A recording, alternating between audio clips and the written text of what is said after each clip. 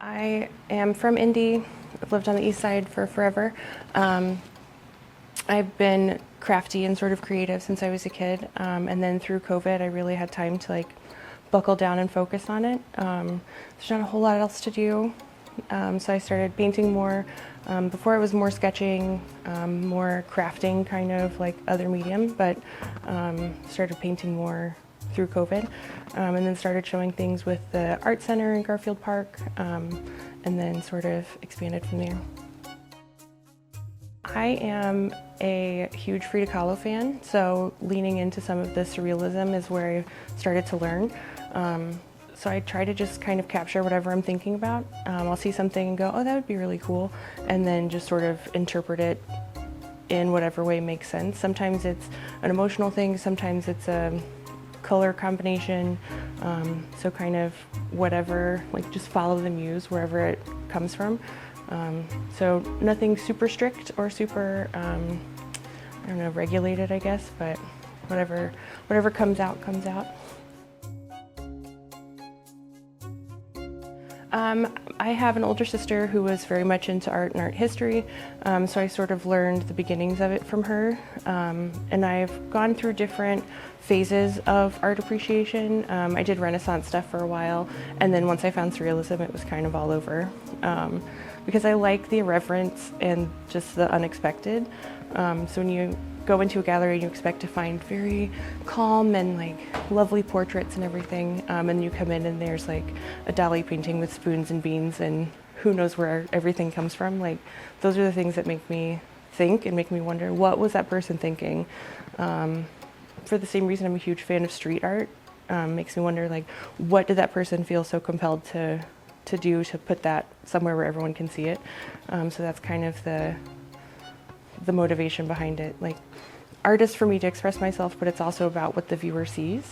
So whatever my meaning is great, but whatever the other person takes from it is even better. So that's kind of where I like to throw things. I have meanings behind it, but it's also for the viewer too, so. Mostly acrylic, because I do not have the patience for oil. I need it to be dry so I can change my mind about something.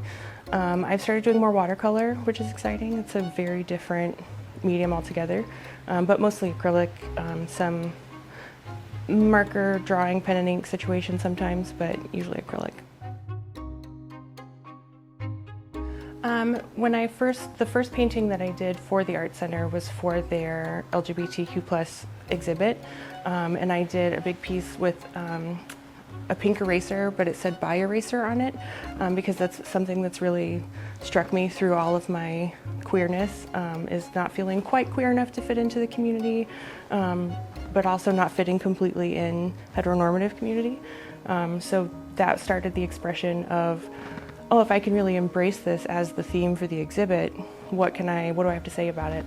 And it's sort of been like a cornerstone of the art that I've been making since then, and trying to express my views on it, kind of hold my space for myself within the community, and be able to connect with it more. So it's been, and there are a lot of people that don't realize that I'm bisexual or don't know that I'm bisexual, because all of my major relationships have been heteronormative presenting. So being able to sort of include that and find this side expression of that, and people go, oh, I had no idea. Yeah, no, I know. So it's a fun little unexpected treat from it. For the same kind of reason of being able to express my identity, my artistic side, and be able to participate in a queer exhibit, there's something very exciting about knowing that my paintings are going across the ocean, so that's super exciting too. And sort of just reaching a broader audience. I'm definitely a part-time hobby artist, but I would love to get more into it, so I'm just looking for galleries to participate in, kind of build the artistic community that I know. So just being able to kind of be around it. I think so. I think that one of the pieces is Changing the Landscape, and it's the bisexual flag, but kind of on its side, and it's about sort of embracing my place in the queer community and making it my own instead of what I'm expected to be or what the standard is. And the other piece is Stargazer, and it's the Medusa sort of side portrait. It's done in like American traditional tattoo style. So I'm not sure how much that translates over or kind of where that sits. I think the general concept of embracing tattoo art and sort of using that as a jumping off point for some of the art that I've made. Some of the first actual drawings that I did were tattoo designs for myself, so I feel like that that will translate pretty well, and sort of embracing like surviving in the face of people who try to cut your head off. So I think that translates pretty well. It's kind of universal. I would like to think that it translates to outside of Indiana pretty well. I am definitely, I would be happy if I didn't spend forever in Indiana. There are a lot of more welcoming spaces that I think I would feel more comfortable in.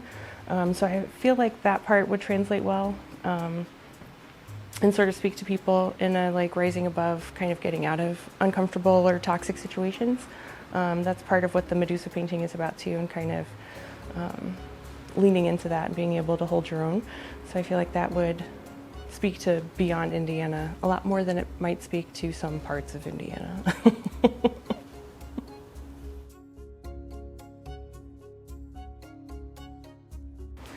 So changing the landscape came from wanting to sort of embrace the bisexuality side and wanting to sort of present my space within the queer community and how I interpret that. Going from the blue to the purple section, there are a lot of angular lines. If you turn the painting sideways, it's sort of reminiscent of a landscape.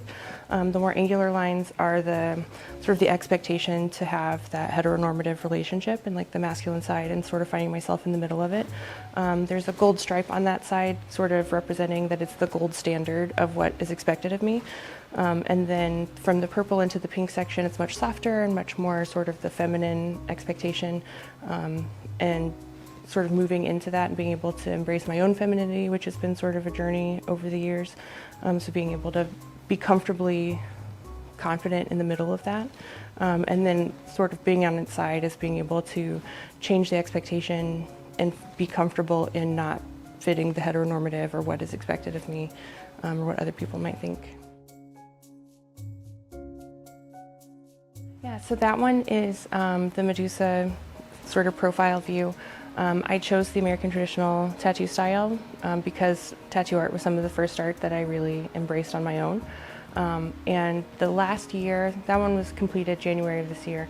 Last year was really crazy for me in my personal life. I went no contact with my family and like had a lot of turmoil happening. And that was sort of the culmination piece for me in being able to express like, I'm just leaning into who I am and the choices that I need to make and protect my own peace. And her story has resonated with me, particularly as it's been interpreted more recently and sort of claimed by the trauma surviving community. So I wanted to lean pretty heavily into that and sort of use it as a therapy piece to, like, I'm gonna be here and you can try to cut my head off, but I'm still here making art and leaning into myself, kind of making myself a priority in the way that I need to.